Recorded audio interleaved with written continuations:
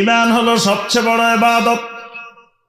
আল্লাহ রাসূল সাল্লাল্লাহু আলাইহি ওয়াসাল্লামকে জিজ্ঞাসা করা হলো, ইয়া রাসূলুল্লাহ সাল্লাল্লাহু আলাইহি ওয়াসাল্লাম, আইয়ুল আমলে আফদালু ইনদাল্লাহ, আল্লাহর কাছে কোন আমলটা সবচাইতে আফদাল?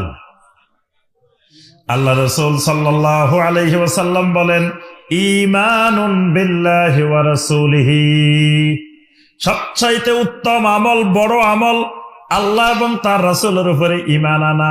তাহলে ঈমান আনাটাও একটা ইবাদত, ঈমান আনাটাও ইবাদত।